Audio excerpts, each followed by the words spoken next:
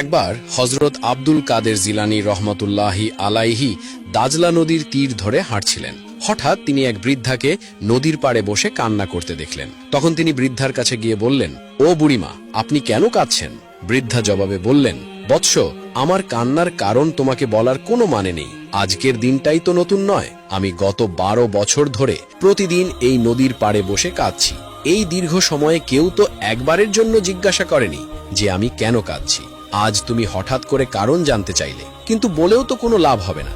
আব্দুল কাদের জিলানী রহমতুল্লাহি আলাইহি বললেন, বুড়িমা, তুমি আমার কাছে তোমার দুঃখের কারণ খুলে বলতে পারো। হতেও তো পারে যে আল্লাহ তাআলা আমার মাধ্যমে তোমাকে কোনো উপকারের পথ দেখাবেন। এই কথা শুনে বৃদ্ধা বললেন, বৎস, তাহলে শোনো, আজ থেকে 12 বছর আগে আমার একমাত্র সন্তান এই নদী পেরিয়ে বিবাহ করতে গিয়েছিল। বিবাহ শেষে যখন সে তার নববধূ ও বরযাত্রীদের সঙ্গে নদী পাড়ি দিচ্ছিল, তখন হঠাৎ নদীতে ঝড় বৃষ্টি শুরু হয়। সেই ঝড়ের কবলে পড়ে আমার ছেলে, ছেলের বউ এবং সকল বরযাত্রীরা নদীতে ডুবে মারা যায়। সেই থেকে আজ অবধি 12 বছর পার হয়ে গেল। প্রতিদিনই আমি এই নদীর তীরে এসে আমার ছেলের জন্য শোকে ডুবে কাঁদি। আব্দুল কাদের জিলানী রহমতুল্লাহি আলাইহি তখন বৃদ্ধাকে বললেন, বুড়িমা, যদি আল্লাহ তাআলা তোমার ছেলে, ছেলের বউ এবং বরযাত্রীদের সবাইকে ফিরিয়ে দেন, তাহলে তুমি কি খুশি হবে? বৃদ্ধা অবাক হয়ে বললেন, এই তুমি কেমন কথা বলছো? 12 বছর আগে যারা মারা গেছে তাদের দেহ তো না জানি কত দিনে মাটির সাথে মিশে গেছে, কিংবা হয়তো মাছের খাদ্য হয়েছে। তারা আবার কিভাবে এই পৃথিবীতে ফিরে আসবে? এমন অসম্ভব কিছু কি কখনো ঘটেছে? আব্দুল কাদের জিলানী মৃদু হেসে বললেন, বুড়িমা, আল্লাহ তাআলার ক্ষমতার কোনো সীমা নেই। তিনি চাইলে সমুদ্রকে মরুভূমি আর মরুভূমিকে সমুদ্রে পরিণত করতে পারেন। তাহলে তোমার ছেলে আর পুত্রবধূকে তিনি পুনরায় জীবিত করতে পারবেন না কেন? এরপর হজরত আব্দুল কাদের জিলানী রহমতুল্লাহ আলাইহি আল্লাহর দরবারে হাত তুলে মিনতি করে বললেন, হে আল্লাহ, এই বৃদ্ধার সন্তান, পুত্রবধূ এবং বরযাত্রীরা 12 বছর আগে এই নদীতে ডুবে মৃত্যুবরণ করেছে।